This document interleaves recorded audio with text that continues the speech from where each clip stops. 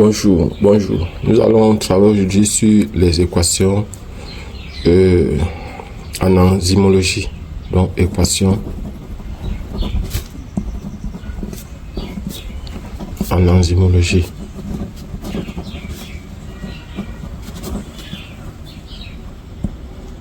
Donc, ici, il faut comprendre une chose. Ce qu'on va faire dans cette vidéo, ça sera beaucoup plus de prendre, de voir comment on peut utiliser les équations de droite, équations de courbes en enzymologie. Nous allons commencer d'abord par faire un rappel sur les rappels mathématiques.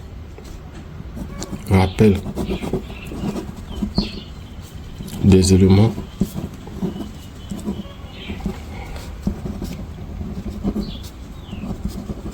mathématiques.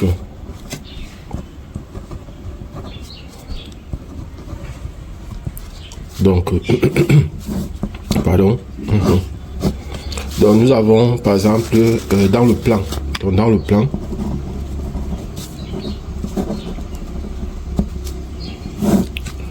l'équation d'une droite. L'équation cartésienne. L'équation. Parce qu'il faut faire la différence entre l'équation cartésienne, l'équation paramétrique, l'équation complexe d'une droite. Donc, l'équation cartésienne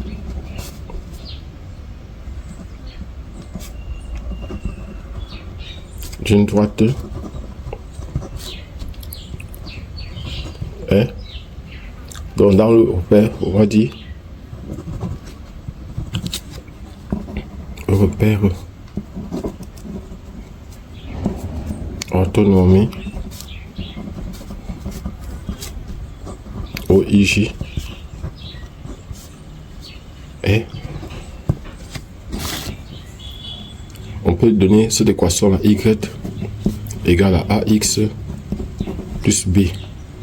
Donc ça c'est une forme d'équation, et lorsqu'on donne cette équation comme ça, on va dire la pente de la droite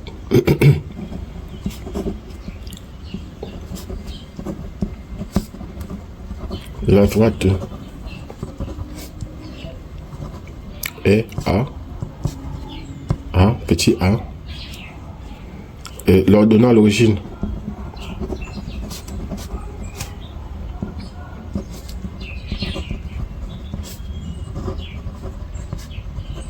est b, petit b est l'ordonnant l'origine. On va voir tout ça sur la courbe. Maintenant, le point de rencontre, donc ça c'est le premier point, ça c'est le deuxième point. Je donne les points importants qu'on peut utiliser en enzymologie. Maintenant, le troisième point, c'est il y a au total 4 points qui sont importants ici.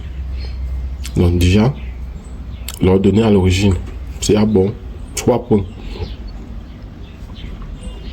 Le point de rencontre avec l'axe des abscisses. Parce que l'ordonnée à l'origine, c'est encore le point de rencontre avec l'axe des ordonnées. Le point de rencontre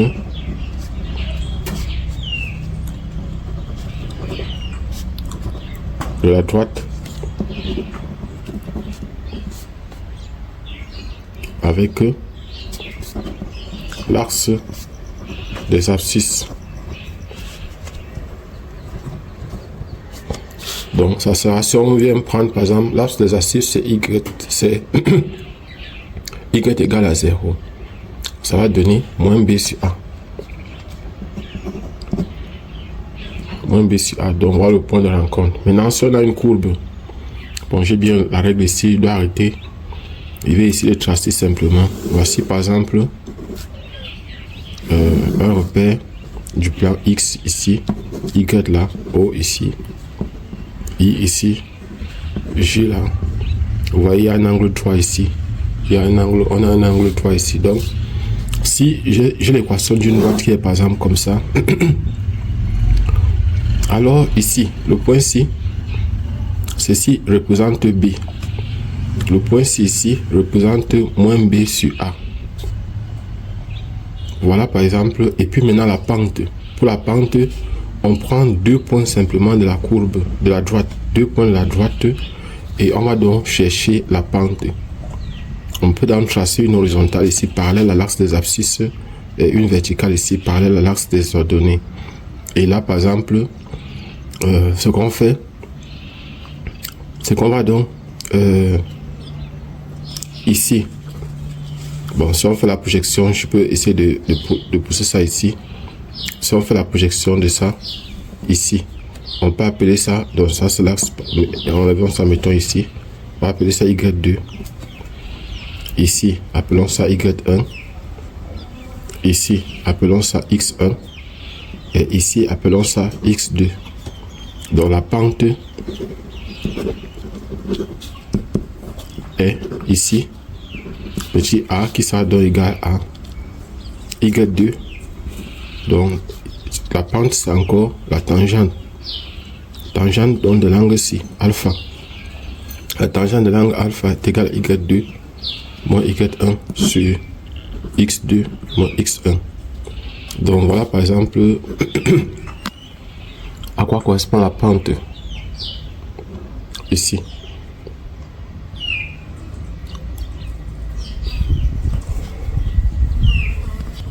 Donc en faisant comme ça, c'est très facile. Mais en biochimie, il y a un autre problème qui se pose. Ici, il y a souvent l'échelle. Donc ici, ça correspond à 1 cm. Et ici aussi, c'est encore 1 cm. Donc ça, c'est l'échelle ici. Échelle. Donc voilà, par exemple, c'est souvent l'échelle ici. Et ici, par exemple, il faut tenir compte de l'échelle pour faire les mesures. Donc, lorsque je prends ma règle, je mesure le nombre de centimètres ici. Si je prends une règle graduée, par exemple comme celle-ci, je mesure le nombre de centimètres ici. Je dois multiplier par l'échelle-ci. Par l'échelle-ci. Je divise parce que ici, par exemple, donc si j'ai par exemple, si je mesure en centimètres, ça c'est si je tiens compte des grandeurs. Maintenant, si je veux mesurer la pente en tenant compte des centimètres, tout ce que j'aurai à faire, c'est de prendre donc la mesure ici. Je vais appeler ça par exemple delta.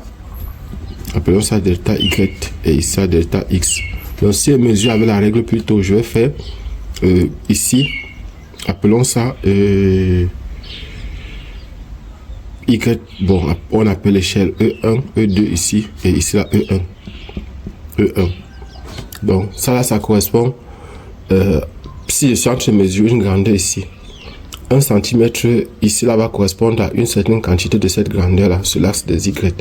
Même chose sur l'axe des X. Donc ici ça sera donc delta Y multiplié par E2 divisé par delta X multiplié par E1. Donc voilà par exemple ce qu'on aura.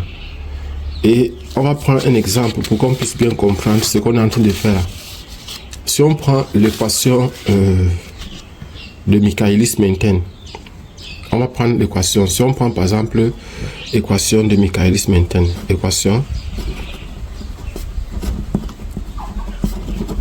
de Michaelis-Menten.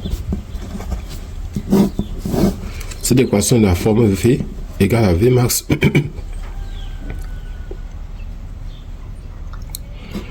V max la concentration du substrat divisé par la concentration du substrat plus Km, la constante de Michaelis. Voilà ce qu'on a. Ça c'est l'équation. Maintenant, l'équation de, à partir de ceci, on ne peut pas tracer cette droite là. On ne peut pas avoir une droite parce que ici, cette courbe permet d'avoir plutôt un truc comme ça. Ici, c'est la concentration de S. Ici, c'est la vitesse. Et très souvent, on a une courbe qui part comme ça. Et ici, par exemple, ceci correspond à V max ici. Et Km, c'est on trace donc la tangente ici comme ça. Et le point de rencontre avec ceci, on vient donc faire la projection ici pour avoir Km. C'est la constante de Michaelis. Donc voilà par exemple. Mais ce n'est pas ça. On va prendre la courbe de Lineweaver-Berg. C'est cette courbe là qui nous intéresse, c'est-à-dire la courbe des inverses. Ou courbe des inverses. Donc ici par exemple, ce qu'on va avoir c'est quoi? Ce qu'on va avoir donc comme équation 1 sur V sera donc égal à concentration de S plus Km, le tout divisé par Vmax multiplié par concentration de S. Et là, par exemple, en ascendant, on aura concentration de S sur Vmax fois concentration de S plus Km divisé par Vmax fois concentration de S. Donc, on aura finalement 1 sur V égale donc à Km sur Vmax fois 1 sur concentration de S plus 1 sur Vmax. Donc voilà par exemple ce qu'on aura. Voici la courbe de l'une vers la courbe des inverses. Et lorsqu'on a une courbe comme ça, il ne faut pas oublier que maintenant on nous a donné un tableau. Très souvent on vous donne un tableau dans lequel on a ici concentration de S et ici on a la vitesse, les vitesses. Donc, et vous, à votre niveau, vous devez tracer donc les inverses. Concentration de S, l'inverse de concentration de S et aussi l'inverse de V, 1 sur V. Vous devez inverser. Et vous devez vous méfier des unités, faites attention. Vous devez toujours bien regarder les unités. Donc ici, vous avez certaines valeurs, un certain nombre de valeurs. Et là maintenant, première des choses que vous devez faire, c'est le choix de l'échelle. Pour travailler, c'est le choix de l'échelle. Choix de l'échelle. Parce que très souvent, on ne vous donne pas l'échelle avec laquelle vous devez travailler. Choix de l'échelle. Vous aurez par exemple ici des grandeurs. Ici, on va vous donner l'unité. Et ici, vous aurez souvent des grandeurs. Vous aurez aussi ici des grandeurs. Et là maintenant, vous devez chercher la plus grande valeur. Ça va dépendre parce que les concentrations ne peuvent être que positives et aussi les vitesses ne peuvent être que positives. Ça, c'est un avantage qu'on a ici. Donc, les inverses, ce qui est sûr, les inverses seront donc, on aura des valeurs ici qui sont positives, des valeurs qui sont positives ici. Là, ça ne pose pas trop de problèmes.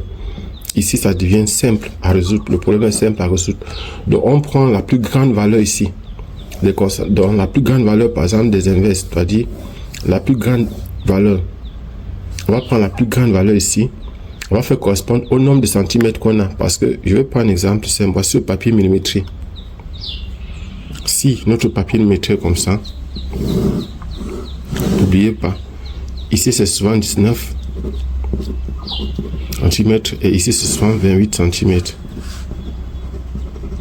Voilà ce qu'on a souvent. Et ici, donc maintenant, ça va dépendre de si je vais utiliser tout le papier millimétré ou bien je vais utiliser une partie de papier millimétré. Si je vais utiliser tout mon papier millimétré, tout ce que j'aurai à faire, c'est quoi?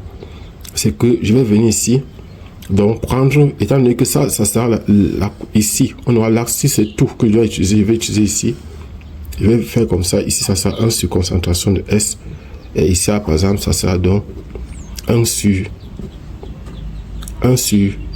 V.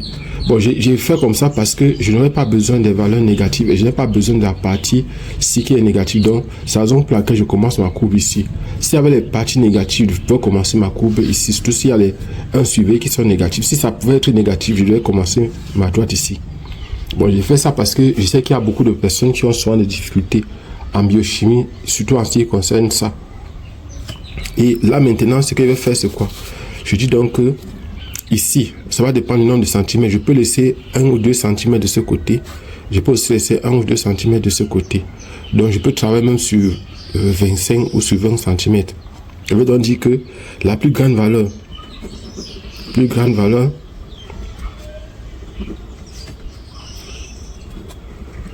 on va appeler ça bêta. La plus grande valeur ici, on va appeler ça bêta. Plus grande valeur de 1 sur V, sur 1 sur concentration, on va appeler ça bêta. Plus grande valeur de 1 sur V,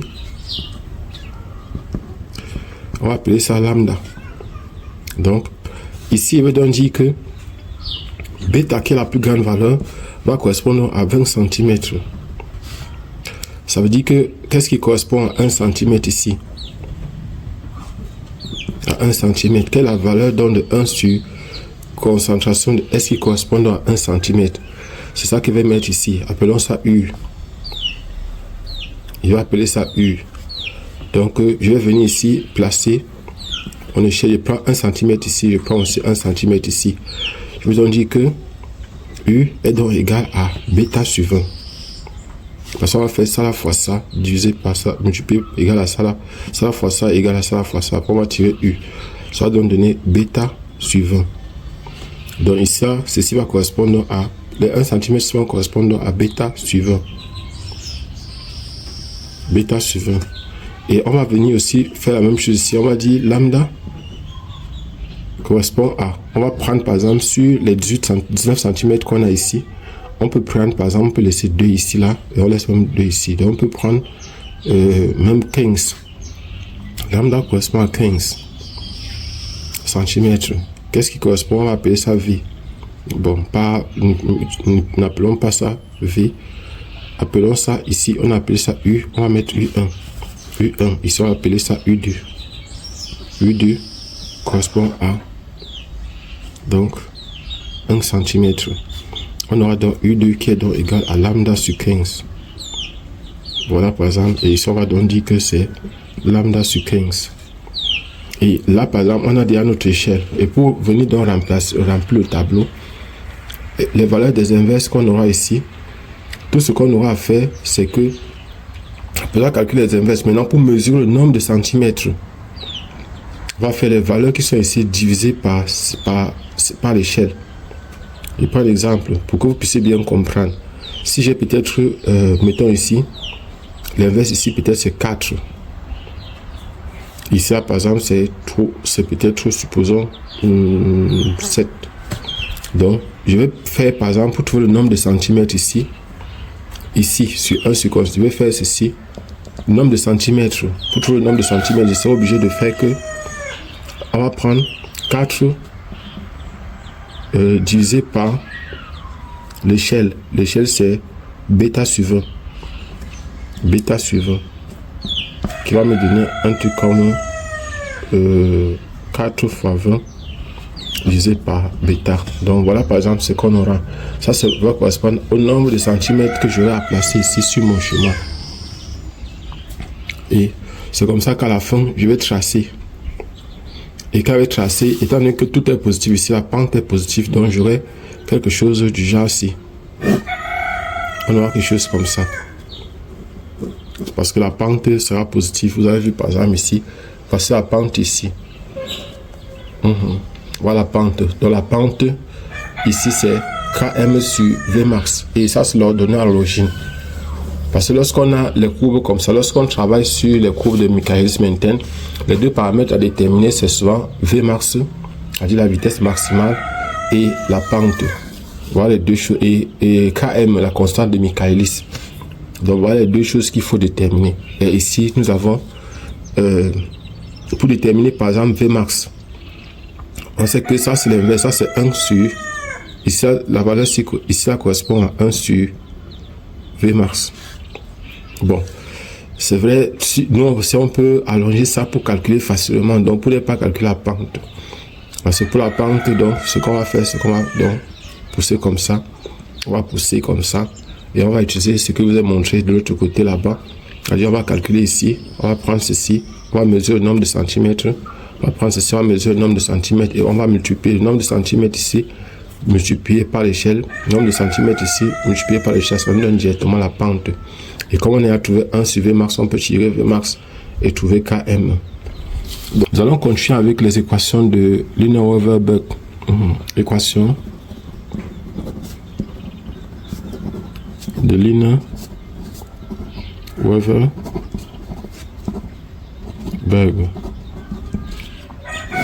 Donc on a dit que c'était 1 sur V était égal à Km sur Vmax fois 1 sur concentration de S plus 1 sur Vmax. Bon, ce qu'il faut savoir c'est que quoi? C'est que si on trace en temps normal, en traçant ces courbes là, on aura ici 1 sur V et ici on aura 1 sur concentration de S. Ici on a l'origine et on aura un truc comme ça. Voici par exemple ce qu'on aura. On aura une droite parce que ici, n'oubliez pas, la pente ici, voici la pente ici. Ça, c'est la pente. La pente, c'est Km sur Vmax. Et l'ordonnée à l'origine, ordonnée à l'origine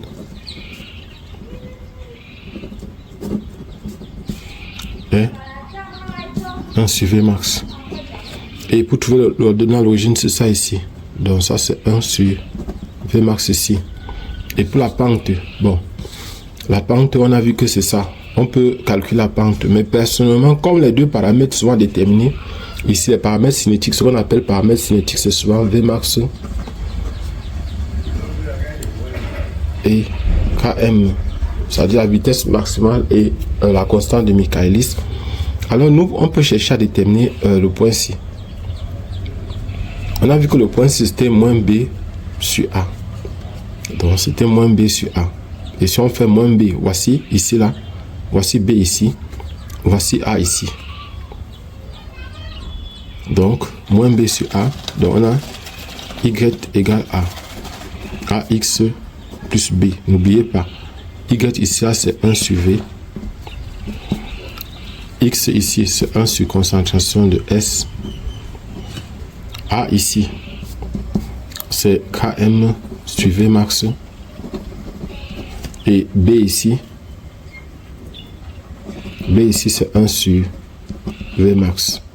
Donc lorsque vous avez quelque chose comme ça, alors moins B sur A devient simplement moins 1 sur Vmax divisé par Km sur Vmax, ce qui va donner simplement moins 1 sur Vmax fois Vmax sur Km, qui va donner moins 1 sur Km.